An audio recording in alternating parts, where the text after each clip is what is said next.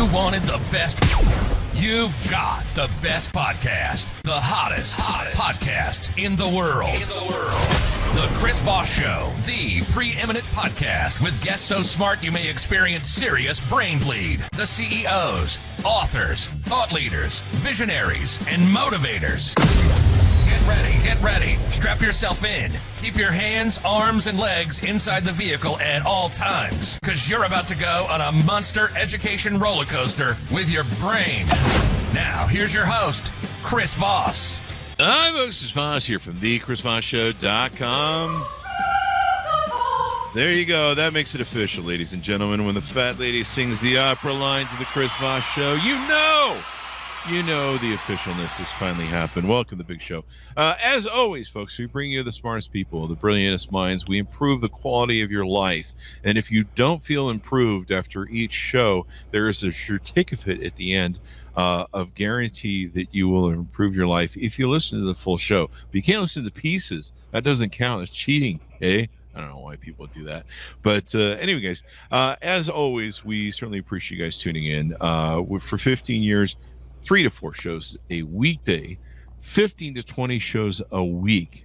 I mean, what more do you guys want from me? I mean, there's no other podcast there's probably other podcasts that put out that kind of content. We're like a radio show. We bring you the nuclear delivered version of an extraordinary group of brilliant minds, and that was the best I've ever made up in one line ever. So refer the show to your family, friends, and relatives. Go to goodreads.com/Chris Voss, linkedin.com/Chris Voss, youtube.com/Chris Voss. Subscribe to the big LinkedIn newsletter, 130,000 group on LinkedIn. Chris Voss, one on the tickety talkity. And finally, you can chat with the show. You can chat with me at Chris Voss, Facebook.com, and our big Facebook group we have over there. We have an amazing young man on the show with us today. Robert Kaelin joins us on the show. He has his new book that's coming out November 28th, 2023, called Generous Influencers. You hold the key to creating a positive impact. I almost feel like that title goes with the Smokey the Bear. Only you can stop forest fires. Wow, the onus of positive impact is now upon me. I feel guilty already. Robert is an author, speaker, trainer, and coach after graduating with a degree in leadership from Faith International University. He is a visionary leader launching Counterculture Leadership, which helps equip leaders to reach their full potential, which is good because I'm always at half, so they can change the world with positive impact. And this is why I do the show, so I can learn so many things.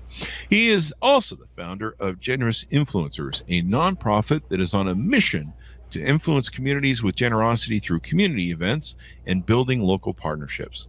He lives in the Pacific Northwest with his wife, Jackie. They have 3 children and love spending their time adventuring and soaking up and in the world around them. Welcome to the show, Robert. How are you? Hey, buddy. Thank you so much. It's an honor to be here and talking with you. It's an honor to have you as well, sir. Give us your .coms. Where can people find you on the interwebs? Yeah, people can find me robertjkaelin.com. That's Kaelin. robertjkaelin.com. They could also find me at robertjkaelin on social media. There you go. And nice. Give us the overview of the book and what's inside. Absolutely. So when I wrote this book, I actually, my editor told me, hey, write this to one person. Don't write it to a massive audience.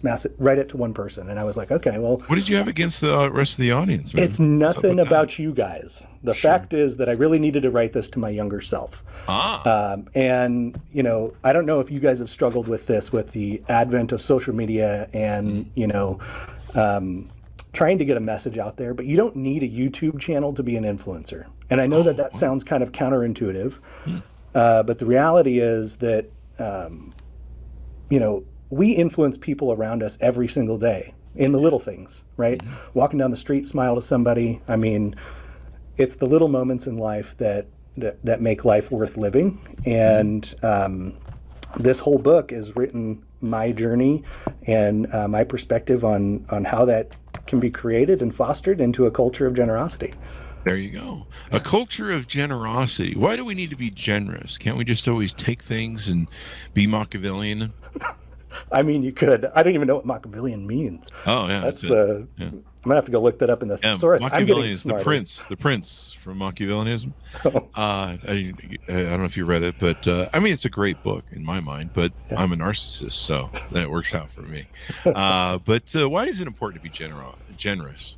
You know what? Generosity is really the key component of any good leader. Okay, so just think about like the people that have impacted you in some way. They have been generous with their time, with their talent, with their treasure, with their impact, their touch on your life, their personal touch. Only they could do, right? And I really believe that generosity is that key component that every good leader really possesses to make an impact that only they can make. And when I think about generosity, I think it really is just adding value to another person, right? And growing up, I struggled with what is that? I heard that term, like add value. And I was like, what does that mean?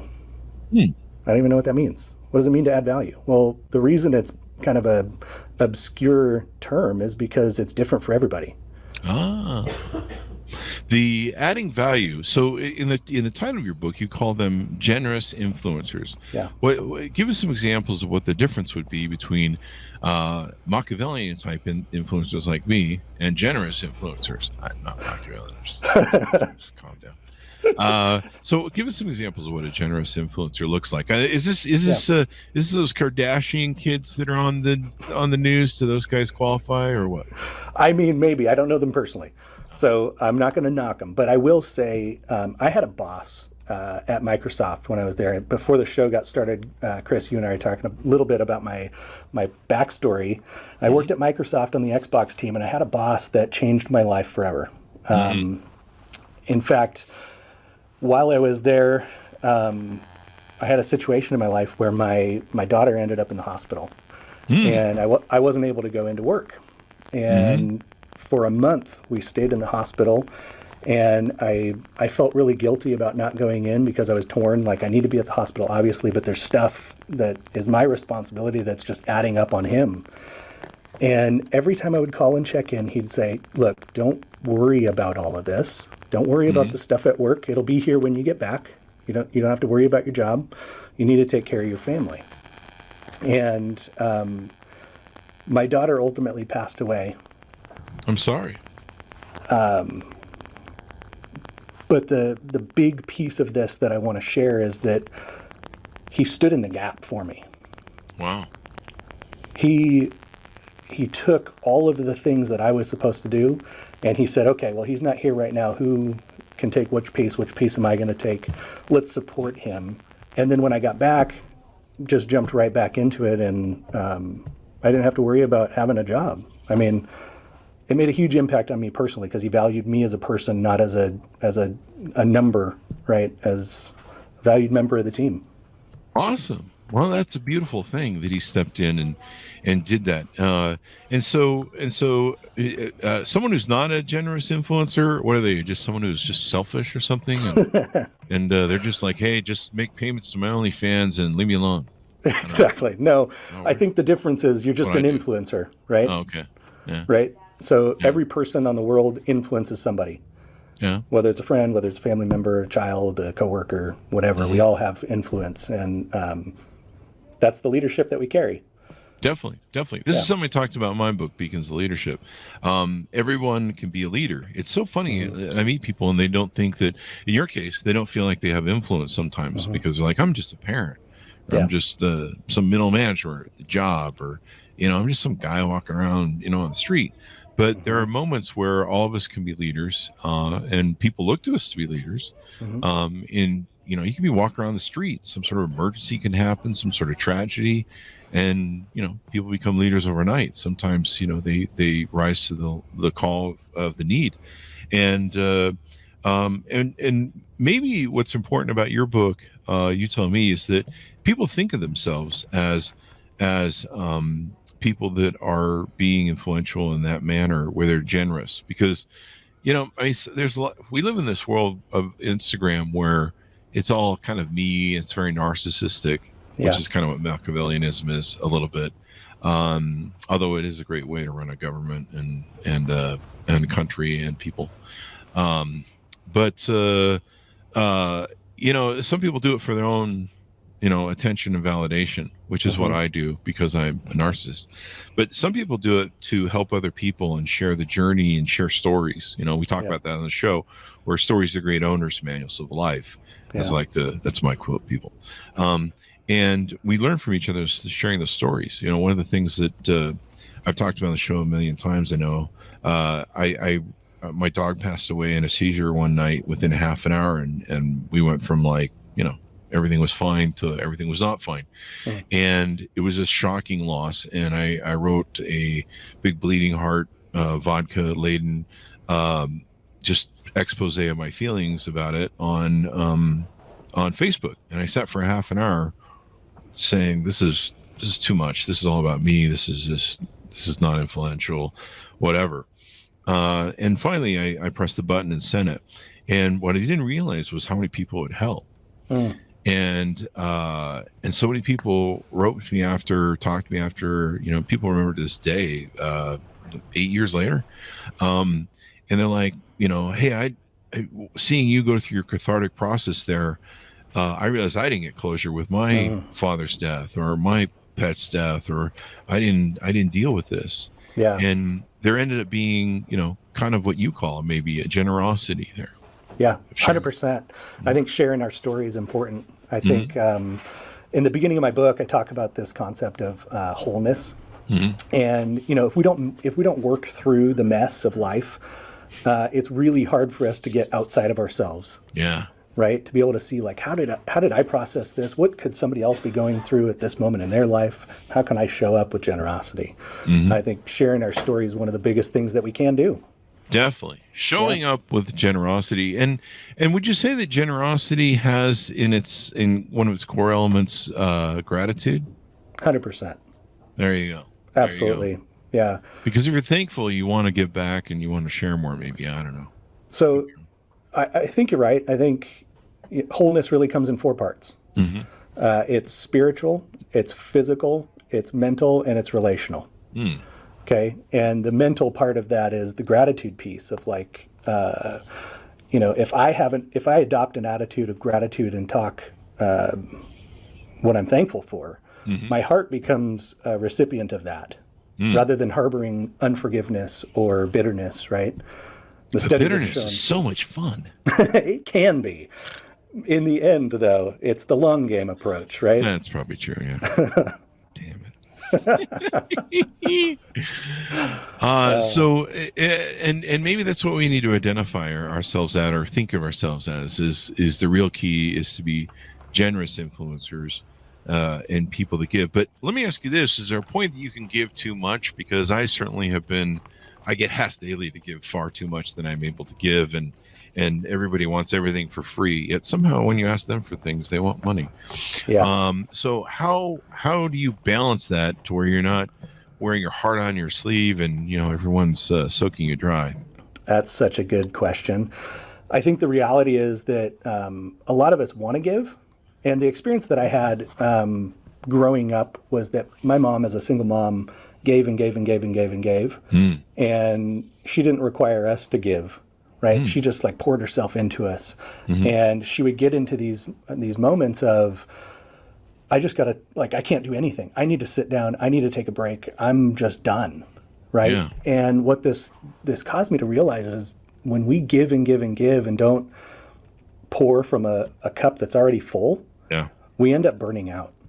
This is called a burnout cycle, right? Because it's on repeat. It just happens over and over and over again. It happens in jobs, happens in parenting. Yep.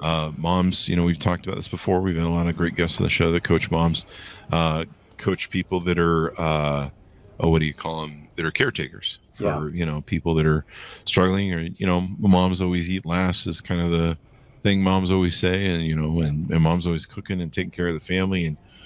But you've got to take some time out for yourself. You can't give yourself to others unless you give back. And so you're right. There has to be that modicum where you go, hey man, I need some time out for me. I mean, it's like what they say when you ride in an airplane, right? You got to put the oxygen mask on yourself first. You can't put it on someone else. And steal the ones from the other people. Wait, what? You can take 2. You can take two? Yeah, no. All right. As long as the guy next to you doesn't need it, you can just look at him and be like, your family doesn't like you. I can tell. So, and then just do that. This is why I'm not allowed to fly anymore. Right. You're on a list somewhere. I'm on a list somewhere. And if you weren't, you are now. Thank God I'm not. That would suck. I never want to be. I always watch those people on TikTok or whatever, YouTube. You see them flipping out on the thing, and you're like, oh, yeah, you're going to be driving like everywhere from LA to New York anytime you want to go any place. So enjoy that ride, baby. And I know. Good luck swimming between here and Europe when you want to go traveling, eh? Right.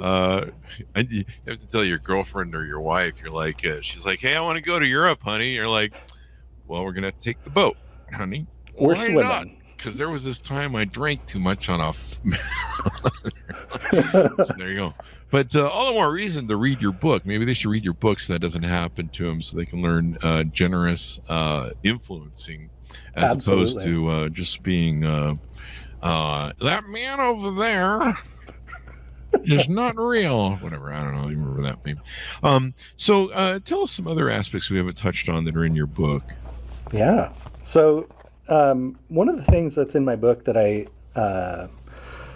really love, I had a quote in there from Les Brown. And Les Brown says that every day there's 1,440 minutes. That means we have 440 opportunities to make a positive impact. Wow. And I think when we view time in a way like that, where we can be intentional with it, that our world kind of changes. Yeah. Instead of like the unintended consequence of being unintentional is that time slips by. Think about it. Yeah. That makes sense. But on one of the first episodes of the my podcast, we did a thing that was really fun. We said, hey, why don't we get out our phones? Let's talk. Let's find one person, the person on our phone that we can just say, hey, just wanted to let you know that I'm thinking about you and that you matter. Right? I would encourage guests, don't do it while you're listening to the show. As soon as it's over, right? Yeah. Get on your phone and call somebody and just say, hey, I was thinking about you. You were on my mind. I just want to let you know that you matter. Imagine getting that call. Yeah. Just make sure you don't have a restraining order against any of those people. That's all I'm saying. There you go. That you would violate it. That is true. That's true. So call some people that do want to like to hear from you. Let's put it that way, whatever that means.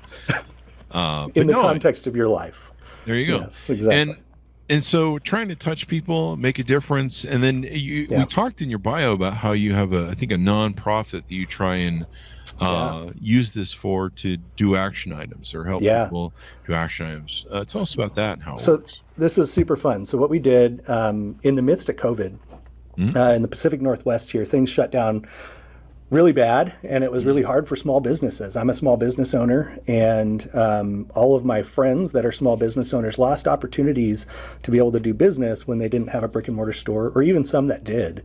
And so what we did was we said, hey, why don't we start an outdoor market where people can come and at this time we didn't have any like night markets or anything like that in my city. And so we popped up a couple of spaces right outside of my brick and mortar store so that they could have a safe place to do business. And, in my view, small business is the backbone of a community, because when small businesses thrive, families thrive and communities thrive. And we wanted to be able to support that. So the night market does just that. And then we also have, we're only a couple years old, so we've got future plans of how do we add value, even more value, to those night market vendors to be able to help them build their businesses stronger and better, and with some training and things like that. So it's coming real quick. There you go. I mean, that was an interesting time when COVID happened, and my audience has heard this so many times on the show, but we with the Chris Voss Show, we do a lot of events and stuff like that, touring about and CS shows and trade shows and stuff at the time. And we talked a lot about CS show or technology and Silicon Valley stuff a lot for the first 10 years.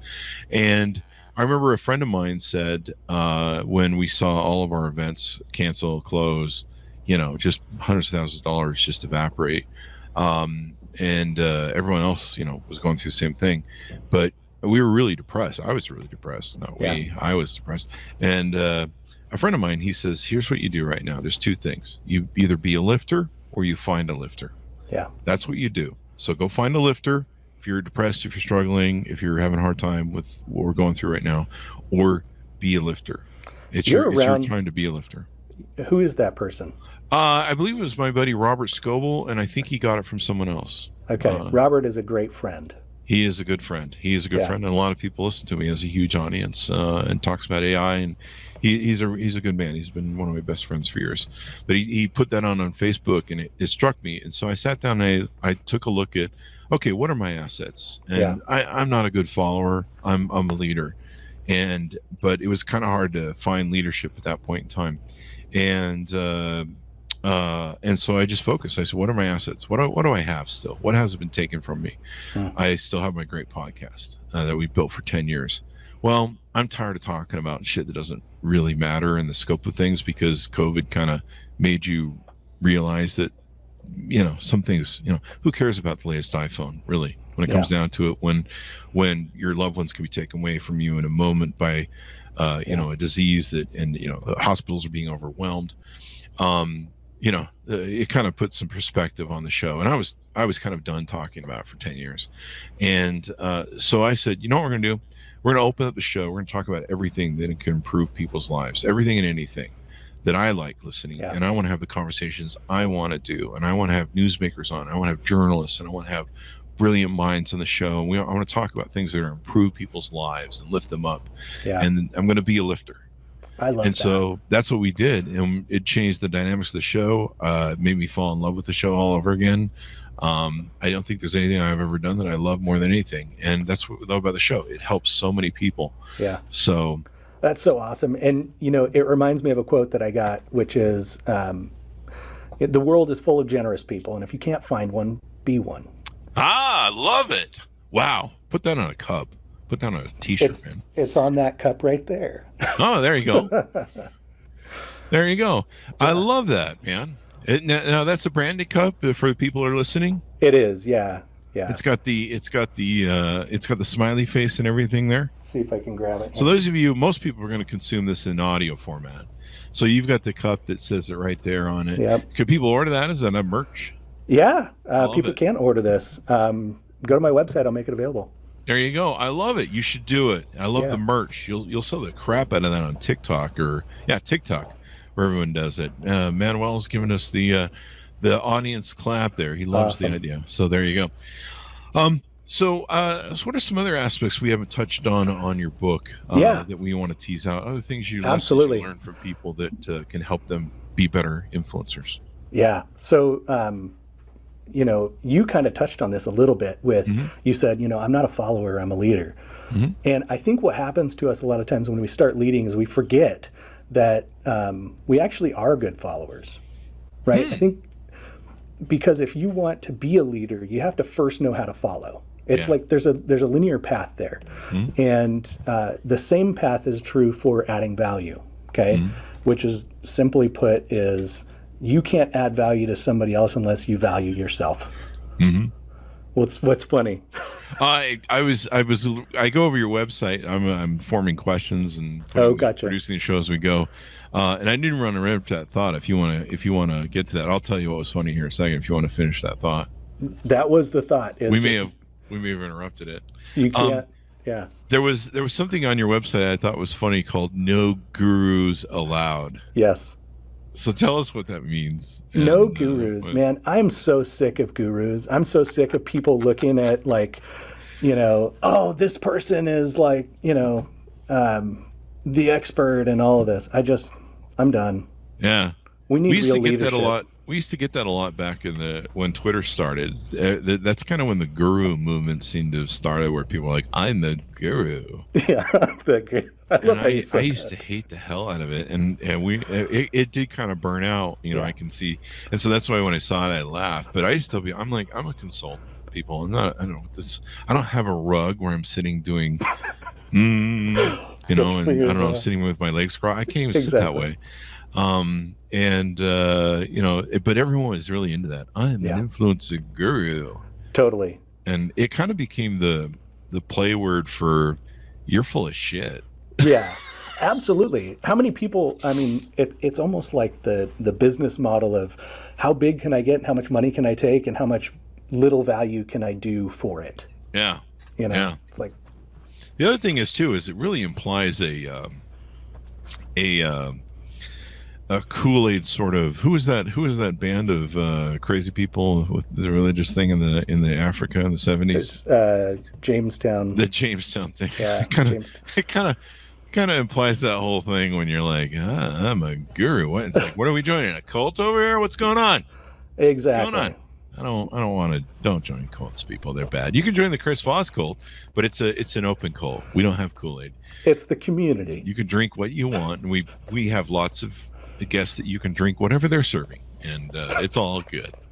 But make sure you pay your tithing. All we ask is for a firstborn and maybe a goat once in a while, sacrifice.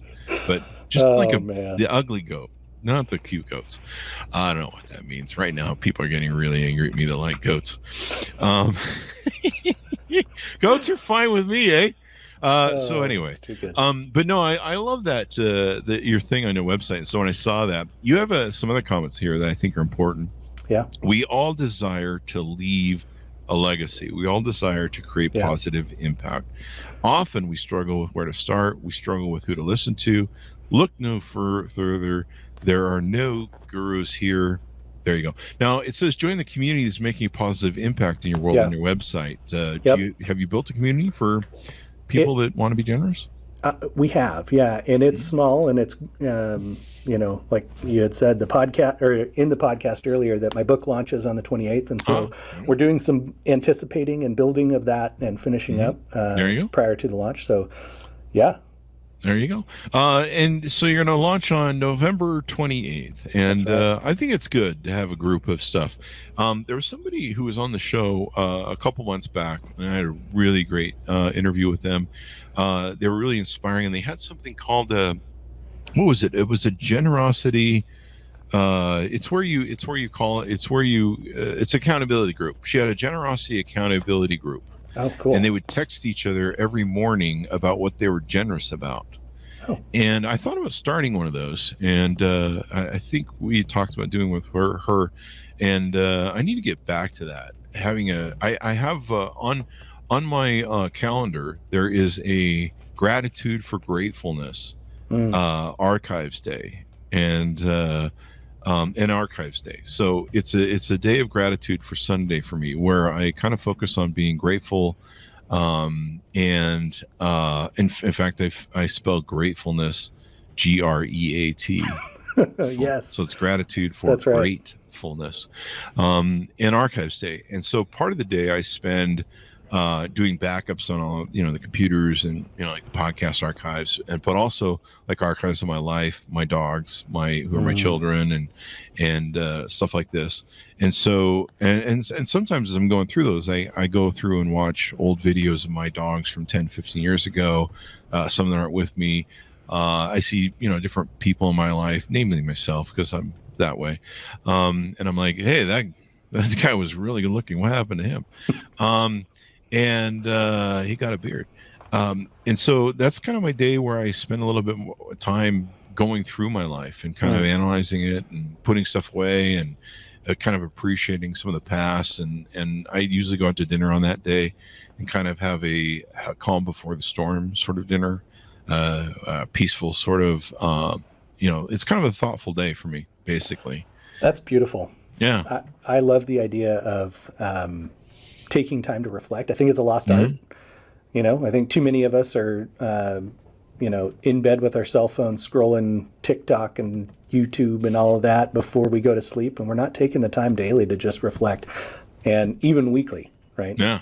So I love that. It's good practice. It's good practice. And so I think, having a group like yours where, you can have kind of an accountability group, people remind each other, hey man, be grateful, Yeah.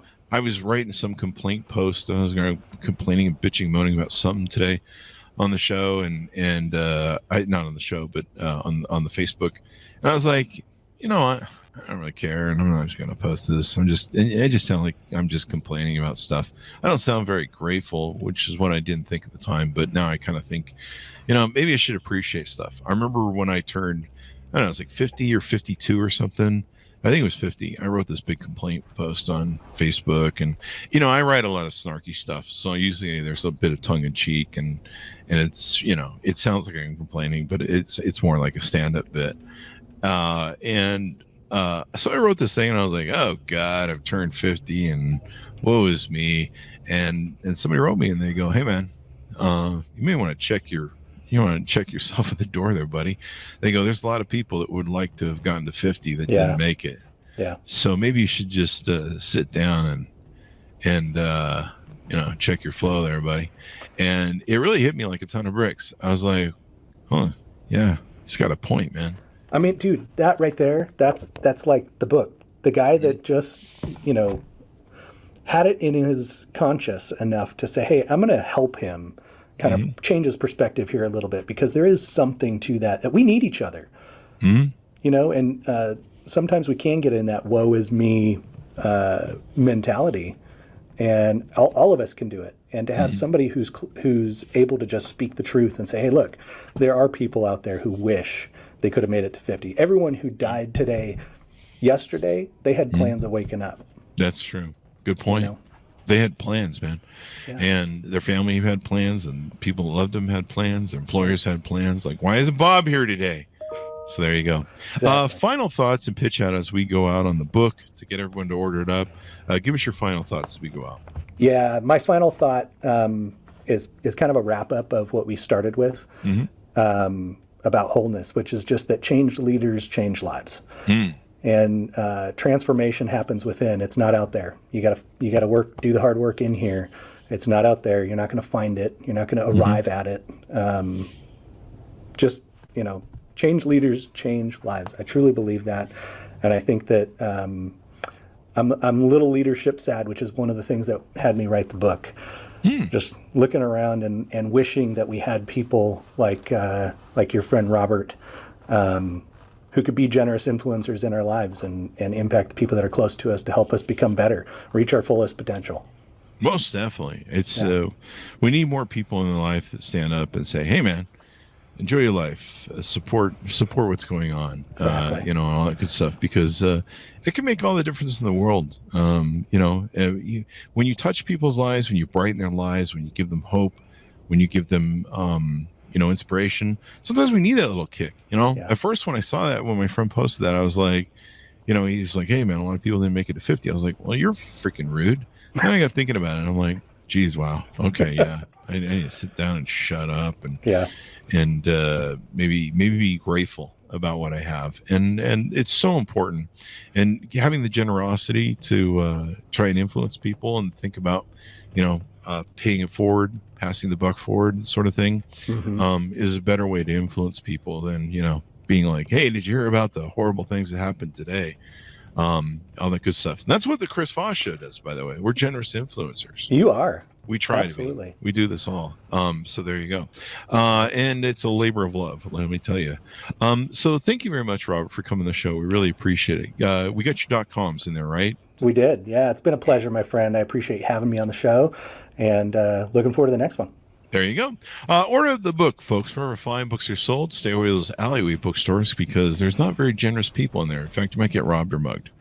Generous influencers, you hold the key. Only you can hold the key. Only let me recut this so it's right. You. Generous influencers, you hold the key to creating a positive impact. And when you really think about it, you really do. Because if you don't do it, not a lot of other people are too. So set an example for people, and probably set an example if you're a parent for your kids, your employees, the people you lead, et cetera, et cetera. Thanks so much for tuning in. Go to goodreads.com/Chris Voss, LinkedIn.com/Chris Voss, YouTube.com/Chris Voss, Chris Voss 1 on the Tickety Talkety, and of course, the new thing, what is it? Chris Voss, Facebook.com. Thanks for tuning in. Be good to each other. Stay safe, and we'll see you guys next time.